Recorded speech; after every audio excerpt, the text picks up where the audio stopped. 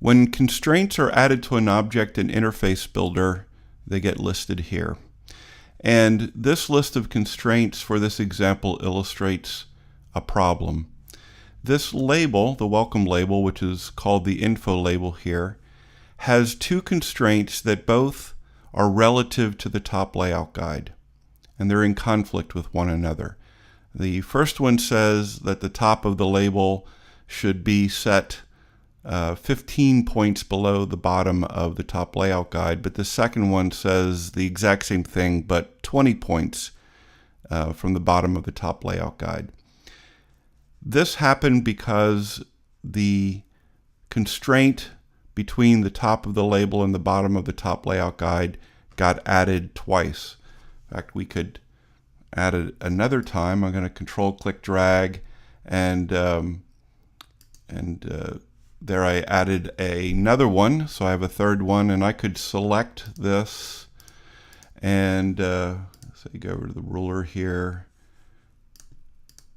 and here we have the three of them, one set to 15 from the top layout guide, another set to 20, this one's set to 15. I'm going to change this one to be 25. So now we have three constraints in conflict with one another. You don't want to change a constraint by re-adding it.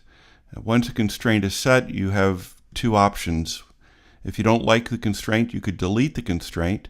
So for example, I'm going to take this constraint, highlight it, and hit the delete key, and that gets rid of it. Or you can modify the constraint in the way that I just did, either by popping up in the inspector here the ruler and then going to the particular constraint and clicking edit. So I want to get rid of the one here that says 15, so I'm selecting it here, hitting delete. And then the one that is 20 down from the top, I want to be able to click edit, and I'm able to change that to a different number. So let's say 30 down from the top, or I could set it back to 20 down from the top. So an existing constraint can be edited or deleted, but you don't change a constraint by re-adding that same constraint. If you do that, it'll just add the constraints to the list. What I'm going to do is remove all of the constraints and reset them here. So I'm going to select that first constraint, hold the shift key down, select the last one, and then hit the delete key. And now the constraints are gone. I'm going to now add the constraints that I want back, and you'll notice I have no constraints now, so any constraint I add will be a new constraint. I'll select welcome, and I'm going to control click drag, and notice if I hit the right spot, I'm going to hit this top layout guide. And if I leave up, the only option I'm going to get is vertical spacing, and I could use that to set the vertical spacing between the label and the top layout guide, but I want to actually horizontally align this as well as set that vertical spacing to the top layout guide. So I'm going to select welcome again, hold the control key down, control click diagonally, but don't hit that top layout guide. So I'm going to maybe go a little below it, leave up, and now I get all of my options. So I'm going to hold the shift key down, choose select or choose center horizontally in container, and also vertical spacing to top layout guide, and then click add constraints. I can edit the constraint that is how far down am I from the top layout guide by double clicking on the blue line, or I can select welcome and go to the arrow, find that constraint, top space to top layout guide, hit edit, and change that number. And 20 is what I want, so I'm going to leave my 20 there. And now I'll also notice that the label is centered horizontally because the label's center X is set to the center X. So welcome is now set where we want it. The label, the info label's good. So now I'm going to select hello, and I'm going to hold the control key down and control click drag to welcome. Hold the shift key down and say vertical spacing, leave up on the shift key, and also say center horizontally, then add the constraint. And if I double click on this blue line, it shows me I'm 14 down from welcome, and I'm going to set that to 10.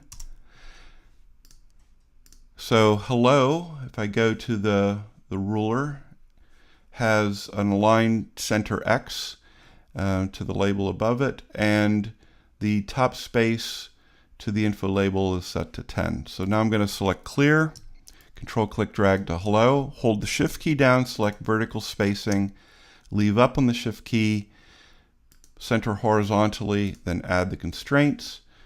If I don't like the distance down from hello, I can have while clear selected, the ruler selected, which indicates for us here that is the size inspector, and I want to hit edit on top space to hello, and I'm going to set that to 10.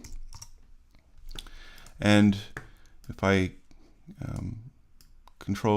just click drag across it, I can see all the constraints that have been set here between the items.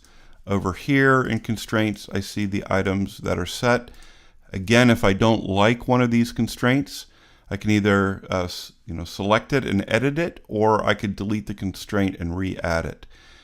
Remember that if you add a constraint a second time, so I'm going to take my control click drag, and say, let's say something conflicting, leading space to container margin. Now I'm both saying be centered and be a certain distance in from the margin, which is in conflict. But if I want to get rid of that constraint, I could select it here, which also selects it there, and I could hit the delete key. I could also control click drag up to the top layout guide and have a second constraint, on vertical spacing, and let's say they're in conflict with one another and different values.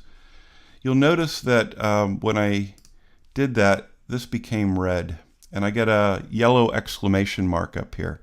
If I click on the exclamation mark, it says you have two conflicting constraints, and we know from looking at this that these are the two constraints that are in conflict with one another. So this is what it's telling us. It really doesn't know which one we want to use. So if I select that one that is set to 10 there and delete it, notice the yellow exclamation mark goes away. I don't have any red lines. All the lines are nice and blue, showing us that they're not in conflict in any way, or there's no lack of constraints to define where these things go. Let's imagine for a moment we set a constraint and then accidentally dragged this button away from where it was. If we do that, we get this orange dotted line, which indicates this is where the object actually is. And this orange line here and here indicate that this is how far we're deviated from the actual placement of the object using constraints. The way that I get this to snap back into the position is select it, and then down here is an icon that is update frames, and if I click it, it goes back to where it should be. And if I dragged kind of all of these things wonky out of where they should be, lots of orange lines indicating that things are deviated where they are meant to be.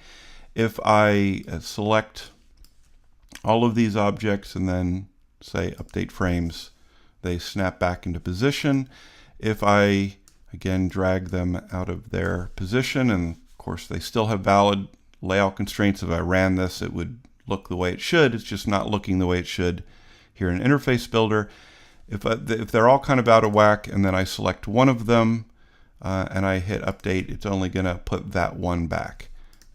So I can individually select them and do the update frames, and they'll go back into position. Or again, if they're out of position and I select the view controller and say update frames, that's another way to put them all back again.